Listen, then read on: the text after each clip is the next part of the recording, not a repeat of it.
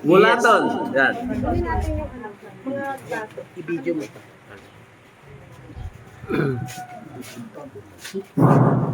Hello!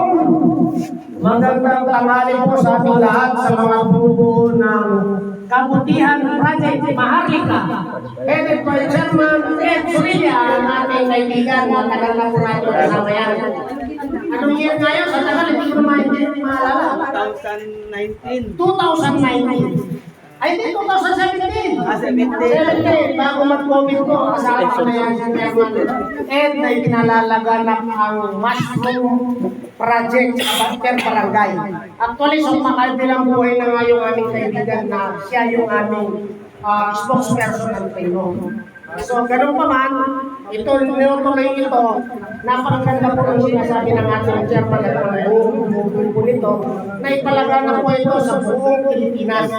Napakagandang livelihood training project po ito.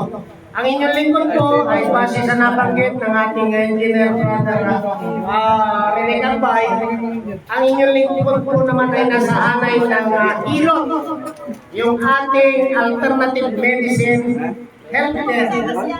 So tayo po ay nasa dalawang indigenous society, nasa traditional Ilot Society Incorporated, headed by founder Nats Fernando ng Aklan, Iraynol po.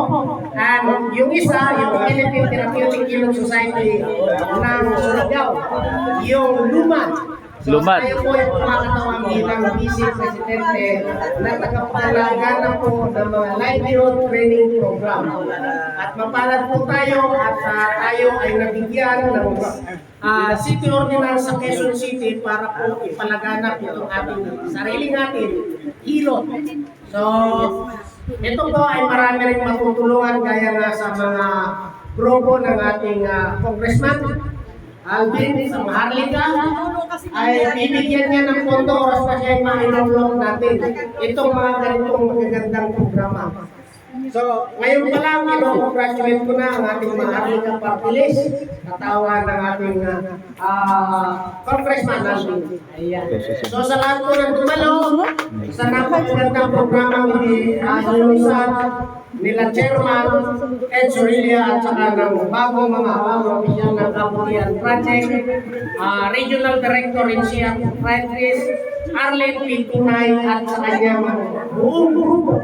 Nagpapasalamat po kami at kami kabahagi sa naidagdag na naman na kaalaman ng ating Chairman Ed Surilla. At marami pa pong i-reveal yan. Lahat po ng kanyang bawaan na programa sa bawat official, local, barangay, tangkilikin po ang programa nito dahil ang kasabihan nga po, busugin natin ang ating sarili sa masustansyang pagkain. Makikita lang po natin ang programa ito, inulusad lang po ito, ay mismo sa tahanan. Ibig sabihin, mayroon ka na po iluluto. So, mabuhay po ang bumubuo ng grupo ng Maharlika.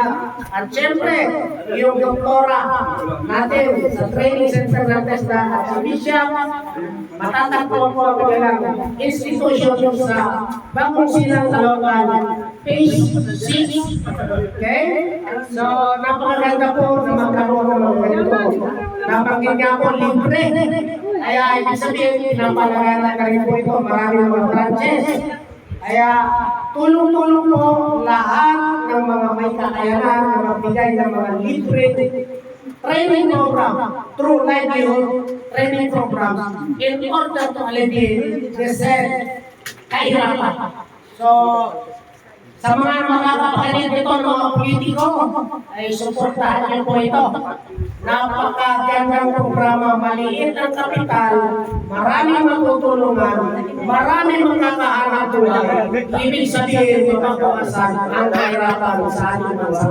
Muli, magandang hapon at maraming salamat sa biyayang ito ng Panginoon sa atin.